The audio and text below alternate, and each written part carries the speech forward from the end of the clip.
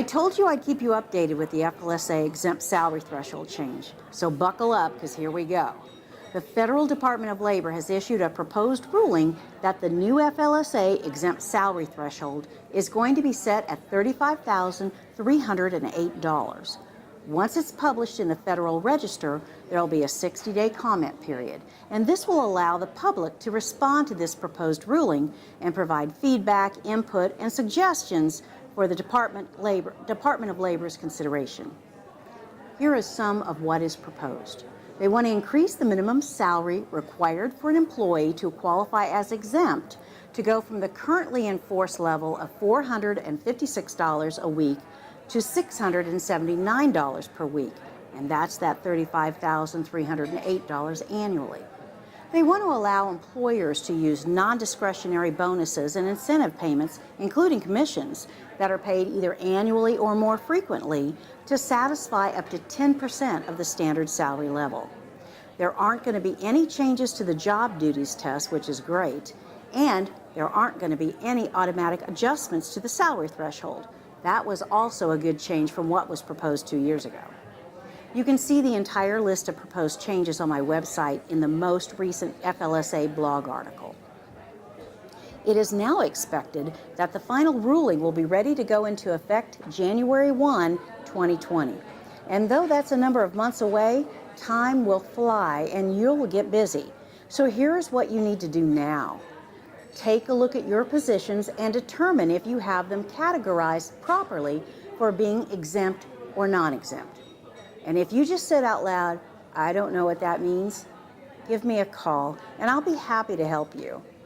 If you know you have your positions classified correctly per FLSA guidelines, the next thing you need to do is to see if you have any exempt positions that are currently paid under $35,308. If so, here's what you need to do. Conduct a study to see how many hours those employees work. If they routinely work more than 40 hours a week, you can estimate how much your overtime costs would be when that employee has to be made non-exempt. Once you have that data, then consider your options. 1. Keep the position exempt and raise the employee's salary in those positions to $35,308. 2. Reclassify the position to non-exempt and budget for the additional amount that would be needed to pay the overtime. 3.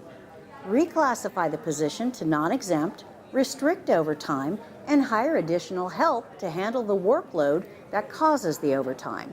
You might be able to hire a part-time person for less than the overtime cost when you figure in additional payroll costs for overtime. 4. You could reclassify the position to non-exempt and move the tasks that are driving the overtime to a different exempt employee. And that'll be a real crowd pleaser, and that's not such a great option. Or 5, you could reclassify the position to non-exempt and adjust the employee's hourly rate so the total number of hours they work, including all the estimated overtime, would equal their salary now, in essence reducing their hourly rate. Another really bad morale-busting choice. Now, after reviewing these options, you can make an informed decision. But don't make any changes yet until we're sure that this is going to go into effect. The bottom line is, change is coming.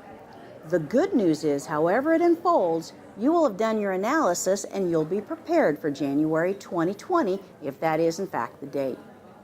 There are lots of issues and unintended consequences with these proposed changes. I'll be happy to help you work through these issues. Just reach out to me.